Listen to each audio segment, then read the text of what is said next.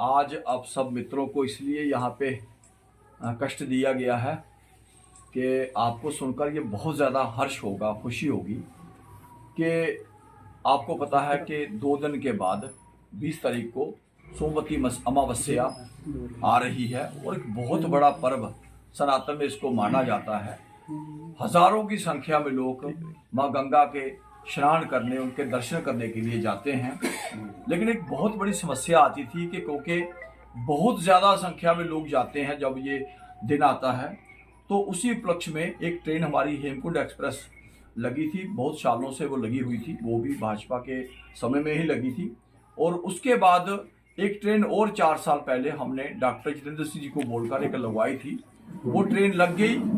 और उसके बाद लोगों की लगातार एक डिमांड आ रही थी कि भाई अगर एक ट्रेन और हो जाए तो लोगों को जो असुविधा हो रही है, क्योंकि बहुत से लोग अपनी गाड़ियां बसें करके जा रहे हैं तो उसमें इतना कंफर्टेबल फील नहीं करते थे, तो अगर ये हो जाए तो बहुत अच्छा होगा। मैंने हमारे जो जनप्रिय नेता हैं और विकास पुरुष मैं उनको कहूँगा, डॉक्टर जितेंद्र सिंह जी, उनसे एक विनम्र आग्रह किया 3 दिन पहले कि मैंने उनसे बोला कि भाई अगर आप एक स्पेशल ट्रेन लगा सके, तो मुझे कहने लगे कि प्रेम जी समय बहुत कम है, तो इसलिए अगर आप पहले बोलते तो मैंने कहा जी अभी ये समाज की जो डिमांड है अगर आप उसको पूरा कर सके तो बहुत अच्छा होगा।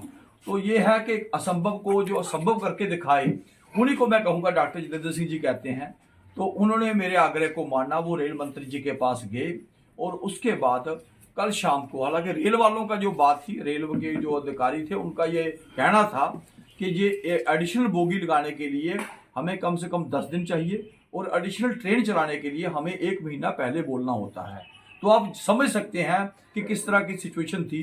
लेकिन उसके बावजूद उन्होंने, हमारी डॉक्टर साहब ने जब बहुत ज़्यादा प्रेशर दिया तो उन्होंने कल मुझे बताते, कल उन्होंने ट्वीट भी किया डॉक्टर साहब ने। और एक हर्ष की बात यह है कि उन्होंने मेरा नाम भी लिया कि उनके आग्रह के ऊपर एक विशेष ट्रेन जो जम्मू से 7:45 को शनिवार को, रविवार को कल वो चलेगी और सोमवार को 5:30 बजे जो है वो हरिद्वार पहुंचेगी।